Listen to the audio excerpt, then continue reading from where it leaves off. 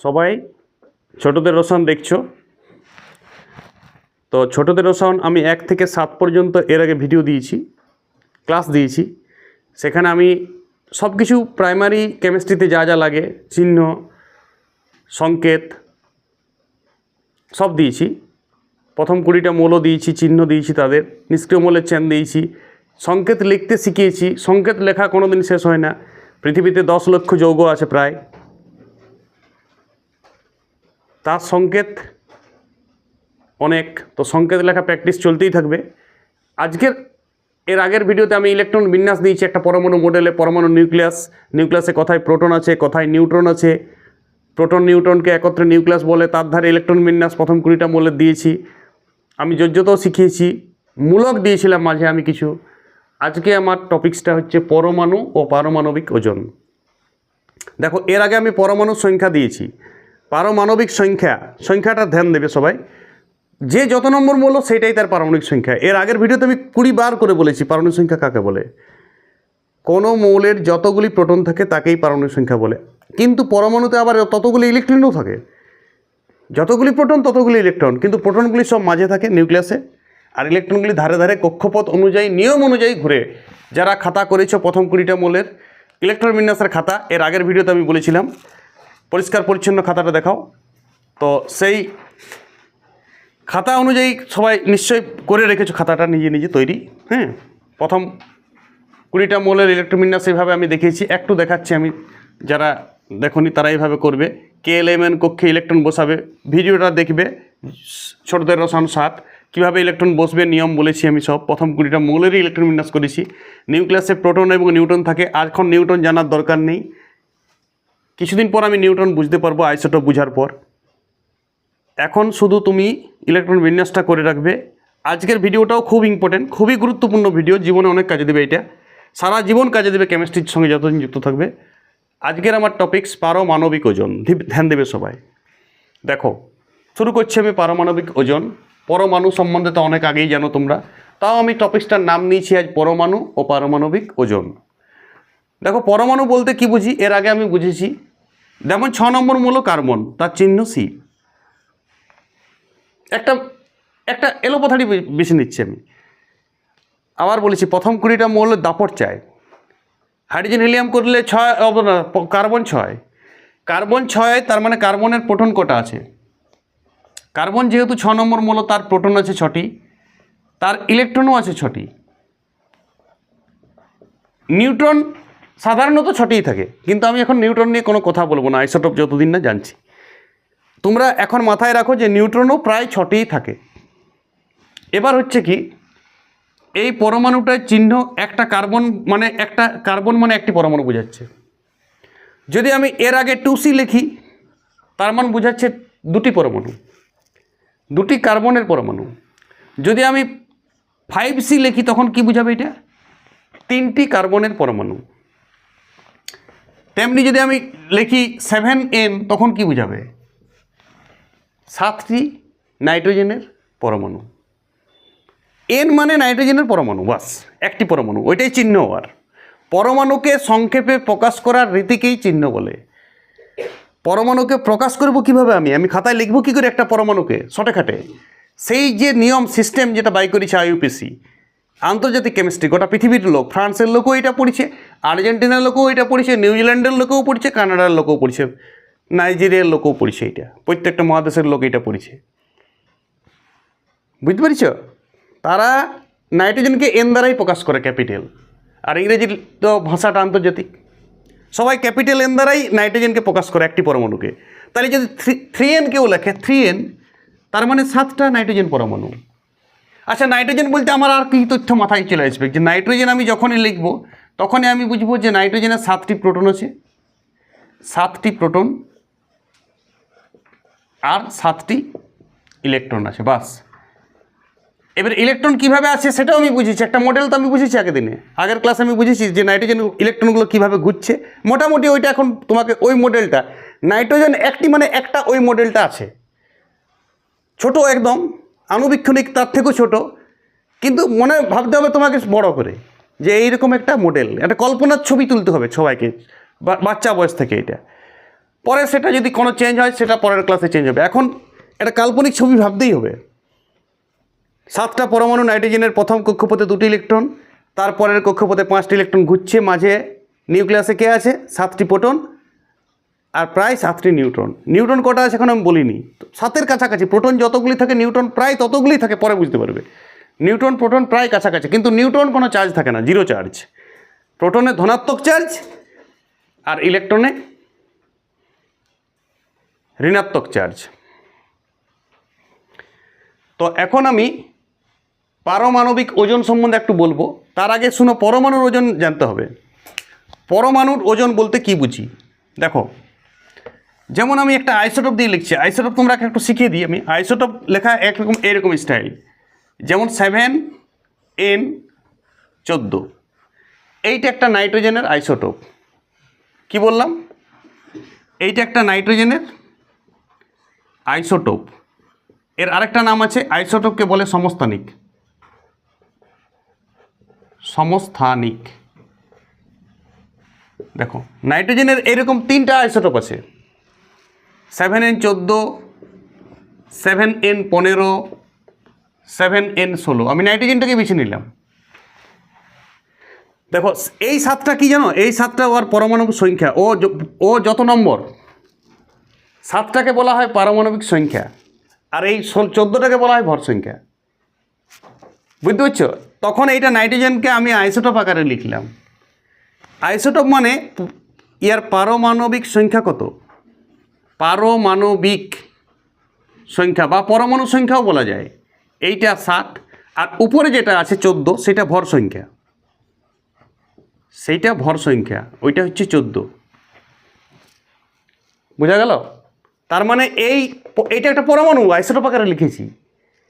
যখনই আমি নিচে কিছু সংখ্যা উপরে কিছু সংখ্যা দেবো পরমাণুটা, তখনই ওইটা আইসোটোপ আকার হয়ে গেল। বোঝা যাচ্ছে? তো তখন ভর সংখ্যা মানে তুমি মনে রাখো প্রোটন প্লাস নিউট্রন, আর পরমাণু সংখ্যা মানে তো প্রোটন সংখ্যা, মানে ইলেকট্রন সংখ্যাও বটে। জেনারেলি মাথায় ঢুকাতে হবে সব। পরমাণু সংখ্যা মানে কি? প্রোটন সংখ্যা। ওইটা আবার ইলেকট্রন সংখ্যাও হয়, কিন্তু ইলেকট্রন আমি পরিচয় দেবো না ওর। পারমাণবিক সংখ্যা যদি কেউ বলে যে পারমাণবিক সংখ্যা কাকে বলে, তুমি কি বলবে? উত্তর, কোন মৌলের নিউক্লিয়াসে যতগুলি প্রোটন থাকে তাকেই বলে ওই মৌলের পারমাণবিক সংখ্যা। অ্যালুমিনিয়ামের পারমাণবিক সংখ্যা কত? 13। যে যত নম্বর মৌল সেটাই ওর পারমাণবিক সংখ্যা। অ্যালুমিনিয়ামে কতগুলি প্রোটন আছে? 13টি। অ্যালুমিনিয়ামে কতগুলি ইলেকট্রন আছে? 13টি। তোমাকে যখনই বলবো অ্যালুমিনিয়ামে কতগুলি নিউট্রন আছে, তখন তোমাকে বলতে হবে আইসোটোপটা বলো। আইসোটোপ ছাড়া নিউট্রন বোঝা যাবে না। বোঝা যাচ্ছে? কারণ তোমাকে এইটার থেকে এইটা বিয়োগ করতে হবে। 14 থেকে 7টা বিয়োগ করতে হবে। 14টা কে বটে? 14টা আবার বলছি, যেমন আমি লিখছি 7N15। বলো, এইটা একটা নাইট্রোজেনের অন্য পরমাণু। নাইট্রোজেনের আবার বিভিন্ন পরমাণু আছে, ওইটা আইসোটোপ। 7 ক্লাসে আছে এইটার ধারণা। 7N15 মানে নাইট্রোজেনের একটি অন্য পরমাণু। বলো, এই পরমাণুটার পারমাণবিক সংখ্যা কত? আমি এখন 500 লিখছি। 500 মানে পারমাণবিক সংখ্যা। 500 কত? 7।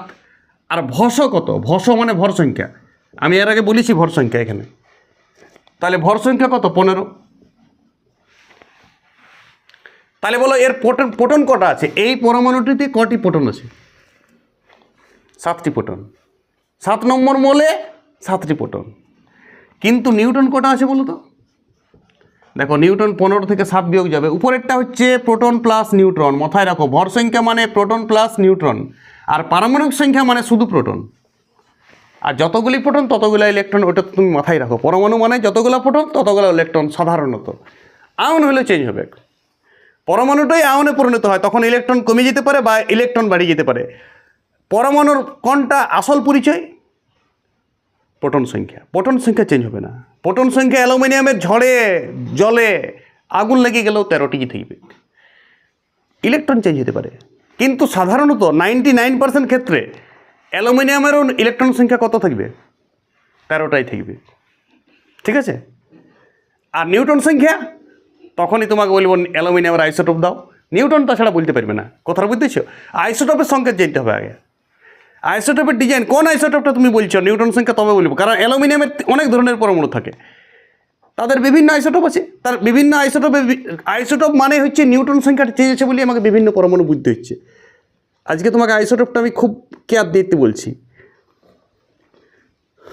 সবাই নিশ্চয়ই বুঝতে পারছো। শান্তশিষ্ট থাকো, বুঝতে পারবে। যারা প্রথম পড়ছো ডিস্টার্ব আসলেও ভিডিওটা বন্ধ করবে না, বিরক্ত রাখলেও ভিডিওটা বন্ধ করবে না, ভিডিওটা কন্টিনিউ রাখো। তুমি তো বুঝবে গ্যারেন্টি, বুঝতে তো তোমাকে হবে গ্যারেন্টি। ফার্স্ট বুঝাবো তো আমি শিওর, ধৈর্য ধরতে হবে শুধু। এই ভাষাতেও যদি না বুঝছো, আমার কাছে আরও অন্য ভাষা আছে, সেটা দিয়ে আমি বুঝাবো। দেখো, তাহলে আমি একটা পরমাণু, যে কোনো পরমাণু, যেমন আমি একটা পরমাণু বেছে নিচ্ছি ক্যালসিয়াম না, অন্য পরমাণু একটা নিচ্ছি। আমি একটা পরমাণু নিচ্ছি অক্সিজেন। বলো অক্সিজেনের চিহ্ন কি? ও। বলো এইটার পরমাণুটা, কিন্তু একে যদি আইসোটোপ আকারে লিখি তখন কি হবে? দেখো নিচে তো 8 থাকবেই, 8 তো আর অবস্থান, 8 নম্বর মৌলই ও। উপরে একটা হবে 8 ও 16, ওর আরেকটা আইসোটোপ হবে 8 ও 17। 3 ধরনের অক্সিজেন পরমাণু আছে, আরেকটা হবে 8 ও 18। এগুলো পরস্পর কি? আইসোটোপ।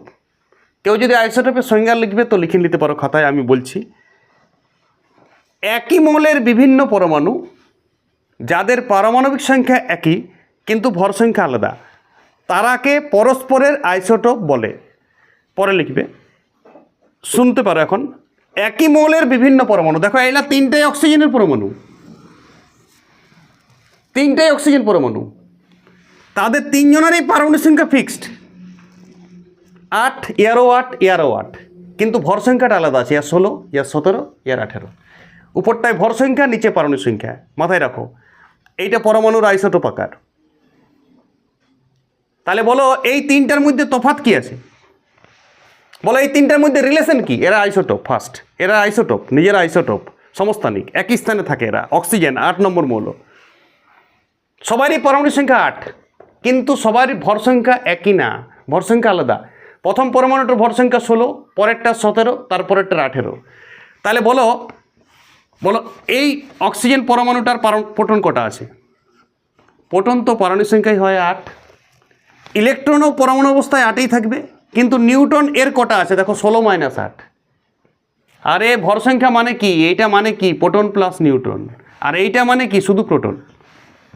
তাহলে বলো এইটা থেকে এটা বাদ দিলেই তো নিউটনটা বেরিয়ে যাবে। 8 করবে না, 16 - 8 সমান 8। বলো এই আইসোটোপটার প্রোটন সংখ্যা কত? এর প্রোটন সংখ্যা 8, ইলেকট্রন সংখ্যাও 8, কিন্তু নিউটন সংখ্যা কত হবে? এর লিখছি নিউটন সংখ্যা 17 থেকে 8 বিয়োগ। কারণ এর মধ্যে কে ঢুকে আছে? 17-এর মধ্যে কে ঢুকে আছে? Proton plus Newton. এইটা নিউক্লিয়াসের ভর, এইটাই পরমাণুর নিউক্লিয়াস সংখ্যা। নিউক্লিয়াসে কে জিনিস আছে? নিউক্লিয়াসে কী ছিল? আমি তো ইলেকট্রন বিন্যাস করার সময় বলেছি, নিউক্লিয়াসে কী ছিল? Proton plus Newton. তাহলে প্রোটন তো চেঞ্জ হবে না, প্রোটন তো 8ই থাকবে। তাহলে 17 থেকে 8 বিয়োগ দিলে এই আইসোটোপটার নিউটন নয়। দেখছো, নিউটন কিন্তু ফিক্সড না পরমাণুর। বিভিন্ন অ্যাক্টিভ পরমাণুরই নিউটন বিভিন্ন থাকে, আর নিউটন বিভিন্ন থাকে বলেই পরমাণুর ভ্যারাইটি আছে। একটা পরমাণু 3 ভাবে থাকতে পারে। খুব মজা পড়াশোনাটা। বলো 8 ও 18 কী হবে? 8 আর 18 প্রোটন কটা আছে? 8। ইলেকট্রন কটা আছে? 8। কিন্তু নিউটন কটা আছে? 18 থেকে 8 বিয়োগ যাবে 10। তাহলে নিউটন দেখো একই নাই, কারো 8, কারো 9, কারো 10, কিন্তু প্রোটন ইলেকট্রন সবারই সমান। 3টা পরমাণুরই 3টা আইসোটোপ, অক্সিজেনের 3টা আইসোটোপ, 8 ও 16, 8 ও 17, 8 ও 18। এরপর আমি আইসোটোপের একটা স্পেশাল ক্লাস দেবো। এখন আমি আজকে পরমাণুর ওজন পড়াবার জন্য এটা আইসোটোপটা তোমাকে বিচার করছি, যাতে নিউটনটা তুমি বুঝতে পারো। তাহলে চলো এবার আমরা পরমাণুর ওজন করব। ঠিক আছে, পরমাণুর ওজন একটু আইসোটোপের হিন্টস দিয়ে রাখলাম যাতে করে বুঝতে সুবিধা হয়। আইসোটোপ না বুঝলে পরমাণুর ওজন বোঝা যায় না। দেখো, তাহলে আমি কোন পরমাণুটির ওজন করব? ধরো আমি পরমাণুর ওজন করছি, যে কোনো একটা সোডিয়াম পরমাণুর ওজন করছি। বলো সোডিয়ামে কটা প্রোটন আছে? সোডিয়ামে প্রোটন আছে 11টি। বুঝেছো, 11 নম্বর মৌলে তো 11টাই প্রোটন থাকবে। ইলেকট্রন কটা আছে? 11 নম্বর মৌলে সাধারণত 11টাই ইলেকট্রন থাকে। আর ভাষা শোনো, 11 নম্বর মৌলে অবশ্যই 11টা প্রোটন আছে, অবশ্যই বলছি। কিন্তু 11 নম্বর মৌলে ইলেকট্রন 11টায় সাধারণত থাকে, অবশ্যই বলি নেই, কারণ পরমাণুটা আয়ন হতে পারে, ইলেকট্রন কমা বাড়া হতে পারে ভবিষ্যতে, কিন্তু প্রোটন ফিক্সড। নিউটনও ধরে নাও, নিউটন আছে, ধরে নাও, আমি বলছি আইসোটোপটা আমি জানি, নিউটনও আছে এই আর 12টা।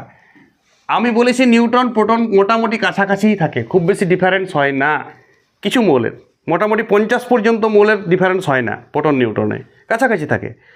প্রোটন যতগুলি নিউটন প্রায় ততগুলি, প্রায় বলেছি কাছাকাছি। প্রোটন হয়তো 20টা, তো নিউটন 11টা 21টা এরকম হবে, বা নিউটন 19টা।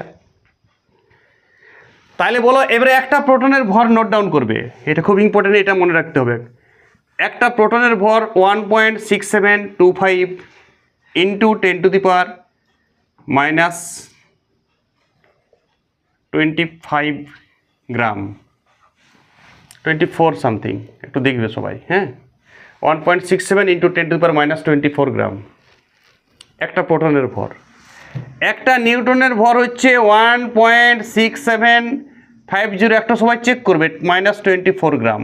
আর একটা ইলেকট্রনের ভর হচ্ছে 9.11 ইন্টু 10⁻⁻28 গ্রাম। আমি যেগুলো লিখলাম বই থেকে একটু চেক করে নেবে, কারণ আমার কাছে কোনো বই নেই, আমি সব মন থেকে পড়াচ্ছি। ইলেকট্রনের ভর 9.11 ইন্টু 10⁻⁻28 গ্রাম, মানে অ্যাকচুয়াল 28টা শূন্য দিয়ে ভাগ করা আছে, এইটা 24টা শূন্য দিয়ে ভাগ করা আছে, 10⁻⁻24। এখন তুমি লিখে নাও ছবি আঁকার মতো, পরে বুঝবে। বলো এই ভরগুলো কি 2 কেজি 3 কেজির মতো হচ্ছে, আলুর মতন ওজন করা যাবে? এক একটি প্রোটনেরই ভর ডেঞ্জারাস, তার মধ্যে 11, এবার 11টা প্রোটনের ভর 11 ইন্টু ওই সংখ্যাটা, একটি প্রোটনের যেটা ভর। একটা ইলেকট্রনের ভর কত? 11 ইন্টু 9.11 10⁻�28 অত গ্রাম। বলে এই গুণ করাই সম্ভব নয় ফার্স্টে, তারপরে আবার টোটাল ওজন করতে হবে এই তিনটা, তবে তো তুমি পরমাণুটার ওজন পাবে। Total proton, total electron, total neutron করলে তবে তুমি ওই পরমাণু মডেল যেটা আগে দিনে করেছো তার এক একটি পরমাণুর ওজন পাবে। বলো সম্ভব বাস্তবে এটা সম্ভব নয়। তাহলে কি বের করা সম্ভব হচ্ছে না? পরমাণুর ওজন, কারণ পরমাণুর একটি প্রোটনের ভর কি বলেছি মুখস্থ করতে হবে, আমি পরের দিনে ধরবো সবাইকে মনে মনে। তোমাদের সাথে যোগাযোগ তো হবে না, কিন্তু অবশ্যই এইখানেই ইউটিউবের ক্লাসের একটি তফাৎ, শাসনকর্তার অভাব। কে জানছে ইউটিউব টিচার তো তোমার সাথে দেখা নেই, ধরবো না, কিন্তু দেখা পেলেই ধরবো কান ধরে রোজ করাবো না পারলে। 1.6725 ইন্টু 10⁻⁻24 গ্রাম একটি প্রোটনের ভর মুখস্থ করো। তাহলে সোডিয়ামের 11টি প্রোটন আছে, তাকে আবার 11 দিয়ে গুণ। ইলেকট্রন 9.11 ইন্টু 10⁻⁻28 গ্রাম, তাকে আবার 11 দিয়ে গুণ, 11টা ইলেকট্রন। বলো প্রকৃতপক্ষে তাহলে এই ভরটা বাই করা খুব জটিল। যখন পরমাণুর ওজন এইভাবে বাই করা যাচ্ছে না, পরমাণুর তো ওজন দরকার, ভৌতবিজ্ঞান পড়তে গেলে, কেমিস্ট্রি পড়তে গেলে পরমাণুর ওজন বাই করা দরকার, তখন আন্তর্জাতিক বিজ্ঞানীরা বিভিন্ন চিন্তা ভাবনা করেছে যে এটাকে কী করে সহজ করা যায়। তখন যখন পরমাণুর প্রকৃত ওজন বাই করা যাচ্ছে না, তখন একটা মানে একটা অন্য লাইনে গিয়েছে, কী করে এটাকে সহজ করে আমরা কেমিস্ট্রি ধরিলি। তখন আন্তর্জাতিক কেমিস্ট্রি কিছু কিছু পরমাণুর ওজন বাই করার জন্যে একটা অন্য পদ্ধতি অবলম্বন করেছে। দেখো সেই পদ্ধতিটাই হচ্ছে পারমাণবিক ওজন। পারমাণবিক ওজন হচ্ছে পরমাণুর ওজন বাই করা যাচ্ছে না, আগে প্রবলেম বুঝতে হবে, তবেই তুমি পারমাণবিক ওজন বুঝতে পারবে। পারমাণবিক ওজন হচ্ছে, এবার শোনো সংজ্ঞাটা, এটা খাতায় নোট করো, পারমাণবিক ওজন কাকে বলে। পরমাণুর ওজন তুমি যদি বুঝলে, না বুঝলে বাদ দাও। পরমাণুর ওজনটা প্রবলেম, পরমাণুর ওজন নিয়ে কোনো পরমাণুর প্রকৃত ওজন বাই করা সম্ভব নয়, কারণ প্রোটনের ভর ডেঞ্জারাস, ইলেকট্রন ভরের সংখ্যাও ডেঞ্জারাস, নিউটন ভরের সংখ্যাই মুখস্থ রাখা মুশকিল। তারপর আবার ধরো আমি বলছি টিন, এসএন, টিন হচ্ছে 50 নম্বর মৌল। তাহলে বলো টিনে কটা প্রোটন আছে? টিনের চিহ্ন এসএন, সবাই জানো, আমি চিহ্ন বলেছি অনেক ফার্স্ট ভিডিওতে, অনেক আনকমন চিহ্ন, টিনের চিহ্ন এসএন, এটা 50 নম্বর মৌল, আমার জানা আছে, আমি বললাম। প্রোটন কটা? 50টা। তাহলে 50 দিয়ে এটাকে গুণ হবে। ইলেকট্রনও 50টা, তো 50 দিয়ে এটাকে গুণ হবে, আর নিউটনও 50-এর কাছাকাছি, তো 50 দিয়ে আবার নিউটনের ভরটাও গুণ হবে। তারপরে যোগ করা কি সম্ভব? প্রথমত একটা প্রোটনের ভরই ডেঞ্জারাস, তখন ওর জন্য ব্যবস্থা আছে পারমাণবিক ওজন। যেমন লোহা 26 নম্বর মৌল, এফি, লোহার চিহ্ন এফি, জানো সবাই, লোহার চিহ্ন এফি, এ 26 নম্বর মৌল। তাহলে এতে 26টা প্রোটন, 26টা ইলেকট্রন, 26টা নিউটন। তাহলে সব ভর বাই করা সম্ভব কি? নাই সম্ভব। তখন লোহার ক্ষেত্রেও সবার ক্ষেত্রে একটা পারমাণবিক ওজনের দ্বারস্থ আমরা হয়েছি। পারমাণবিক ওজনের সংজ্ঞা সবাই লেখো। কোনো মৌলের একটি পরমাণু কার্বনের 1/12 অংশ থেকে যত গুণ ভারী তাকেই ওই মৌলের পারমাণবিক ওজন বলে।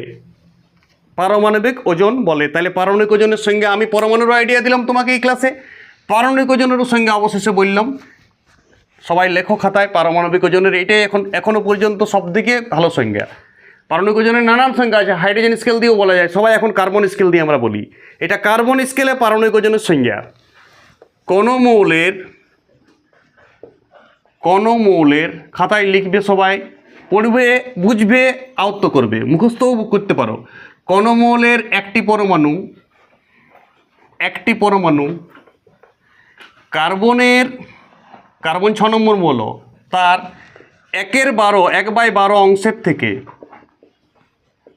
অংশের থেকে যত গুণ ভারী তাকেই ওই মৌলের পারমাণবিক ওজন বলে। এটা পারমাণবিক গুরুত্বও বলে। পারমাণবিক ওজন বা গুরুত্ব, অনেকেই বলে পারমাণবিক গুরুত্ব, তাও চলবে, একই কথা। পারমাণবিক ওজন, পারমাণবিক গুরুত্ব। পারমাণবিক সংখ্যা পারমাণবিক গুরুত্বের পার্থক্য পরীক্ষায় পড়ে। পারমাণবিক সংখ্যা তো প্রোটন সংখ্যা, আর পারমাণবিক গুরুত্ব কি বললাম? কোনো মৌলের একটি পরমাণু কার্বনের 1/12 অংশ থেকে যত গুণ ভারী তাকেই ওই মৌলের পারমাণবিক গুরুত্ব বলে বা পারমাণবিক ওজন বলে। এবার আমি প্রথম 20টা মৌলের কিছু মৌলের পারমাণবিক গুরুত্ব দেবো, খুব ইম্পর্টেন্ট। এগুলা মনেও রাখতে হয়, পরীক্ষাতে অনেক সময় অঙ্ক পড়ে, এগুলো হেল্প দেয়। প্রথম 20টা মৌলের পারমাণবিক গুরুত্ব দিচ্ছি আমি। কিছু মৌলের, সবার দেওয়ার দরকার নেই, আমি যেগুলো দেবো তুমি সেগুলোই এখন 8 নম্বর ক্লাসে পর্যন্ত সেগুলো জানলেই যথেষ্ট। হাইড্রোজেনের পারমাণবিক গুরুত্ব, সবাই এটা আমি যেটা দিচ্ছি সেটা পারমাণবিক গুরুত্ব বা ওজন। আমি শর্টকাটে লিখলাম পাগু বা ও লিখে দাও, পারমাণবিক ওজন উপরে লেখা আছে সেইটা দিচ্ছি। হাইড্রোজেনের 1, হিলিয়াম লিথিয়াম জানার এখন দরকার নেই, বেরিলিয়াম জানার দরকার নেই, বোরন জানার দরকার নেই, তুমি কার্বনটা জানবে। কার্বন তো নিজেই কার্বন স্কেল দিয়েই তো সংজ্ঞা, তাও কার্বনের 12, নাইট্রোজেনের 14, যে যত নম্বর জেনারেলি ডবল হয়। এইটা কিন্তু পরীক্ষাতে হেল্পও দেওয়া থাকে, বিভিন্ন অঙ্কে 10 ক্লাসও অঙ্ক পড়ে, তাও পারমাণবিক গুরুত্বের হেল্পটা দেওয়া থাকে। অক্সিজেন 16, 8 নম্বর মূল তো 16। দেখো সব প্রথম 20-র মধ্যে সবগুলো জানার দরকার নেই, হাইড্রোজেন জানবে, কার্বন জানবে, নাইট্রোজেন জানবে, অক্সিজেন জানবে। সোডিয়ামটা খুব ইম্পর্টেন্ট, জেনে যাবে 23। দেখো সোডিয়ামটা 11 নম্বর মৌল, কিন্তু 22 হয় না, 23।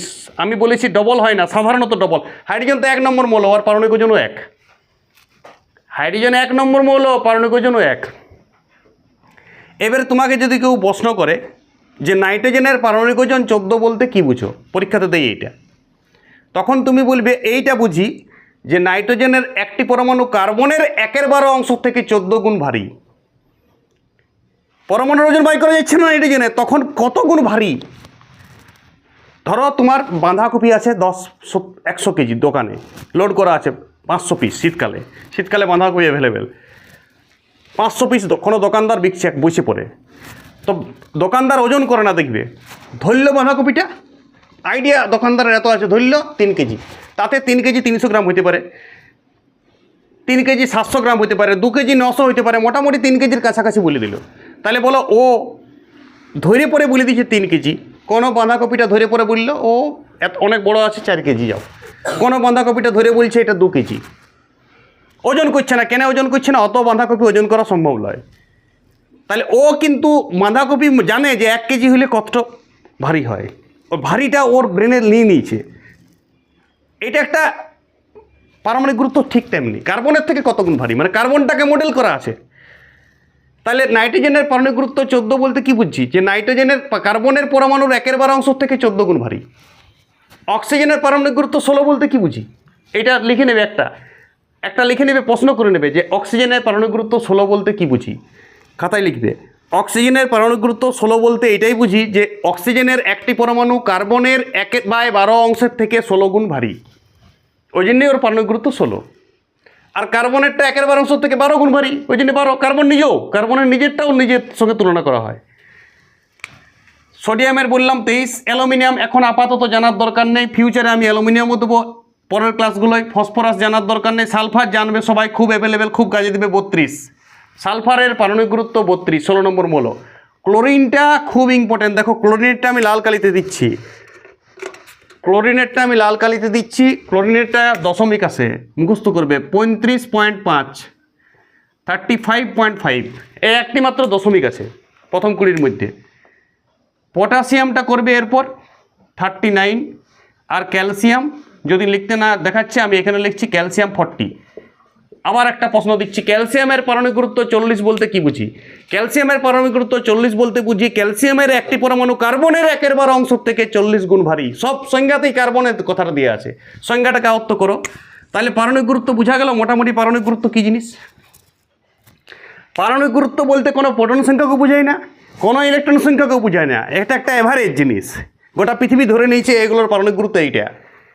যেমন লোহার পারমাণবিক গুরুত্ব আমরা সবাই 56, মোটামুটি 56, সামথিং কিছু পয়েন্ট আছে, কিন্তু মোটামুটি লোহা 56। দেখো ডবলও হয় না, লোহা 26 নম্বর মৌল, 56 ধরে নিই।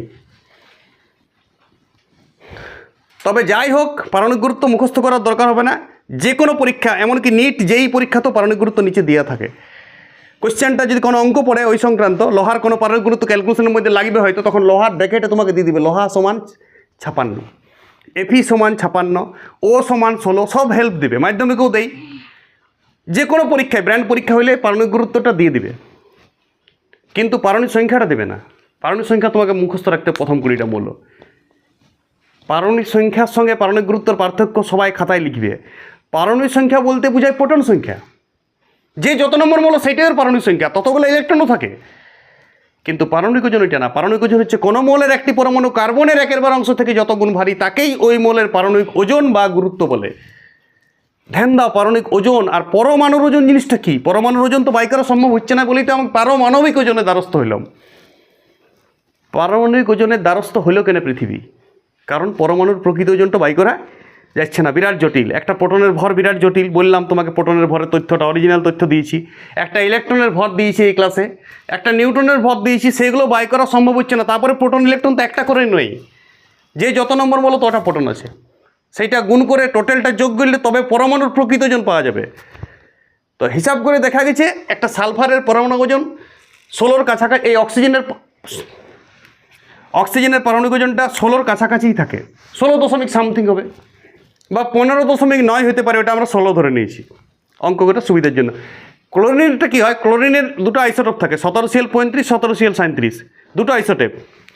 ক্লোরিনের দুটো আইসোটোপ লিখতে পারো, আইসোটোপ আমি আর পরের ক্লাস আবার আইসোটোপ ডিটেলস আলোচনা করব। 17Cl35 আর 17Cl37, ক্লোরিনের দুটো আইসোটোপ থাকে। এই আইসোটোপ দুবার এভারেজ প্রকৃতিতে এমন পরিমাণে পাওয়া যায় যাতে করে এর গড়টা হয় 35.45। তখন আমরা 35.45 হয় না, একে 35 বলি না 36 বলি, তখন একে আমরা কত রেখেছি? 35 পয়েন্ট, মানে 35.5, 35.5। এই একটাই ভগ্নাংশ আছে, বাকিগুলো সব তো পূর্ণ সংখ্যা আছে। দেখো এই পারমাণবিক গুরুত্ব আমি যেগুলো দিয়েছি সেগুলোই আমি দরকার, সেগুলোই আমি ধরবো, অন্য পারমাণবিক গুরুত্ব কোনো দরকার হবে না। মাধ্যমিক পরীক্ষায় দেখা গেছে মাঝে মাঝে অক্সিজেন বা হাইড্রোজেনের বা কার্বনের পারমাণবিক গুরুত্ব দেয় না, প্রথম 20-র মধ্যে পারমাণবিক গুরুত্ব না দিলে এইগুলাই দেবে না। তোমাকে এগুলো মনে রাখতে হবে, বাকি পৃথিবীর সব পারমাণবিক গুরুত্ব দেবে। আশা করি সবাই পারমাণবিক গুরুত্ব এবং পরমাণুর প্রকৃত ধারণা, ক্লিয়ার ধারণা চলে এসছে। পরমাণু আইসোটোপটারও নেক্সট ক্লাস আরও আসবে। আমি আজ আইসোটোপটা একটা টাচ করে গেলাম যে আইসোটোপ কী জিনিস। আইসোটোপ কী জিনিস? একই মৌলের বিভিন্ন পরমাণু যাদের পারমাণবিক সংখ্যা একই কিন্তু ভর সংখ্যাটা আলাদা। আইসোটোপের যদি সংকেতটা জানি আমি আইসোটোপের, তাহলে পরমাণুর নিউটন সংখ্যা বলা যায়। এর আগের আমি ভিডিওতে বলেছি নিউটন সংখ্যা আমি পরে জানবো, এখন আমি বুঝলাম নিউটন সংখ্যা জিনিসটা কি। নিউটনটা হচ্ছে নিউক্লিয়াসের প্রোটন বাদ দিয়ে বাকি সব নিউটন। পরমাণুর নিউক্লিয়াসের, পরমাণু মডেল তো করেছ, নিউক্লিয়াসের নিউটন বাদ দিয়ে বাকি সবই কী থাকে? প্রোটন। মোটামুটি ডিটেলস আমি পারমাণবিক গুরুত্ব আজকে করলাম। এই ক্লাসটা আমার পারমাণবিক গুরুত্বের উপর ফোকাস ছিল। পারমাণবিক গুরুত্ব আশা করি সবাই বুঝতে পেরেছ। যারা এখনও ক্লিয়ার হলো না পারমাণবিক গুরুত্ব কী জিনিস, ডাউট থেকে গেল পারমাণবিক গুরুত্ব কী, তারা হয়তো আমার ক্লাসগুলো সিরিয়াল দেখোনি। যদি সিরিয়াল কেউ দেখো প্রথম থেকে 1 থেকে 7, এটা তো আমার 8 নম্বর ক্লাস। পরমাণুর ছোটদের রসায়ন 8 নম্বর ক্লাস। আজকে আমি ছোটদের ক্লাসের সিরিজ ছাড়তে থাকবো যতদিন না মানে সমাজে কেমিস্ট্রিটা একদম সহজ, সবাই কেমিস্ট্রি শিখবে ততদিন পর্যন্ত আমি ছাড়বো না। কেমিস্ট্রি শিখিয়েই যাব। প্রতিদিন প্রতি সপ্তাহে অন্তত 3টি বা 2টি ক্লাস তো অবশ্যই দেবো। এরপর আমি অনুর ক্লাস দেবো, আণবিক ওজনের ক্লাস দেবো, যেটা পারমাণবিক ওজন না জানলে আণবিক ওজন করা যাবে না, সিঁড়ির মতন ধাপ ধাপ। এইটা 8 ক্লাসটা না করলে 9 ক্লাসে তুমি ঢুকতেই পারবে না। তাহলে পরমাণুর ওজনটা সবাই ক্লিয়ার দেবে। তারপর আমি অণু সম্বন্ধে, এর পরের দিনে আমার ক্লাস হবে হয়তো অণু ও আণবিক গুরুত্ব। আজকে যেমন ছিল পরমাণু ও পারমাণবিক গুরুত্ব বা পারমাণবিক ওজন, নেক্সট ক্লাসটা মেবি অণু বা আণবিক গুরুত্ব। তারপর আমি পরমাণু অণুর পার্থক্য দেবো। তারপর আমি আবার সংকেত লেখার প্র্যাকটিস তো মাঝে মাঝে আসতেই থাকবে ক্লাস। মূলক মৌল ভোলা যাবে না, যোজ্যতা ভোলা যাবে না, সংকেত লেখা প্র্যাকটিস করতে হবে। আর তারপর আমি প্রচুর আণবিক গুরুত্ব বার করতে দেবো, বিভিন্ন সংকেত দেবো, জলের আণবিক গুরুত্ব বার করতে দেবো, কার্বন ডাইঅক্সাইডের দেবো। তো সেগুলো পরমাণবিক গুরুত্ব জানলেই আণবিক গুরুত্ব বার করা যাবে। অণুর আবার আণবিক গুরুত্ব থাকে, পরমাণুর থেকে অণুর তফাৎটা কী সেটা আমি পরে বলবো। যে হাইড্রোজেনের চিহ্ন এইচ, কিন্তু হাইড্রোজেন এটা একটা পরমাণুকে বোঝাচ্ছে। অক্সিজেনের চিহ্ন ও, মানে একটা পরমাণুকে বোঝাচ্ছে। চিহ্ন দ্বারা একটা পরমাণুকে বোঝানো হয়। যদি আমি চিহ্নটার আগে 7 লাগাই, সহগ 7O মানে 7টা অক্সিজেন পরমাণু, 8O মানে 8টা অক্সিজেন পরমাণু, বুঝে গেল? ও তো চিহ্ন ওর। যদি আমি লাগাই 9C মানে 9টা কার্বন পরমাণু সহগে, যদি আগে লাগাই, আগে যদি লাগাই, সহগে যদি লাগাই, যদি আমি লাগাই 13CA মানে 13টা ক্যালসিয়াম পরমাণু, বুঝা গেল পরমাণুটা কী জিনিস। আর পরমাণুর মডেল 13টা, তার মানে ওরকম 13টা ওরকম গোল গোল আছে। তুমি যেটা একটা ক্যালসিয়ামের তো এঁকেছো তুমি খাতায়, সেইরকম পরমাণু মডেল তুমি কল্পনাটা করবে। একটা পরমাণু মডেল, মাঝে নিউক্লিয়াসে প্রোটন এবং নিউট্রন আছে। ঠিক আছে, সবাই আশা করি বুঝে গেছো। খাতায় তথ্যগুলো অবশ্যই নোটস করো।